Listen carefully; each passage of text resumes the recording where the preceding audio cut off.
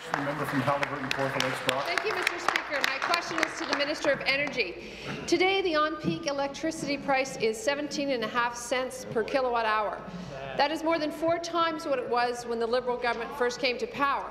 The government keeps saying that the increases were below their projections from the 2013 long-term energy plan, so apparently we're worrying too much.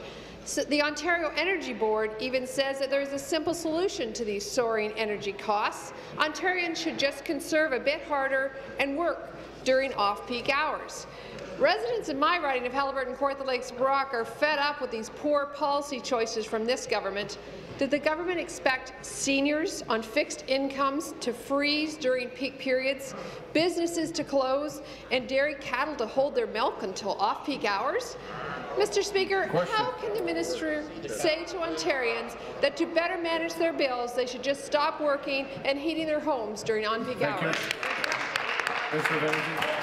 Mr. Speaker, the member knows that our 2013 long-term energy plan's projected rates are coming in lower than projected, Mr. Speaker, and that the increases that have been announced recently are lower than those that were projected in our long-term energy plan, Mr. Speaker. In addition, Mr. Speaker, the member knows we are continuing to mitigate rates with a series of mitigation programs, Mr. Speaker. And again, I repeat, I don't think any of the members on that side, Mr. Speaker, have prepared a list of those programs and provided them publicly in their householders to the constituents, Mr. Speaker.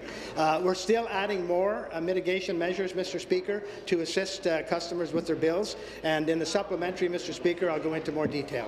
Thank you. Supplementary.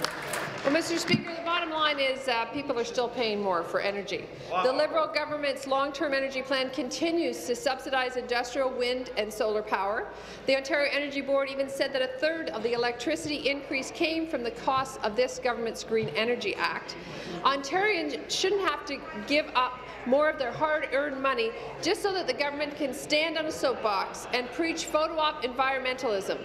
As it turns out, the government isn't green enough to stop wind turbines from popping up on the sensitive Oak Ridges Moraine in Manvers and Bethany in the City of Kawartha Lakes. Ontarians shouldn't have to continue to starve, freeze in the cold, and sell their homes because of this government's energy policies. Mr. Speaker, how can the minister continue to support energy policies that are starving and bankrupting hardworking Ontarians who are struggling to make ends meet every day? Mr. Speaker, the member will know that as we sit here today, Mr. Speaker, the Ontario Energy Board is advertising through newspapers and other means, Mr. Speaker, the new Ontario Electricity Support Program, which for modest income families will save them $360 to $400 per year, Mr. Speaker.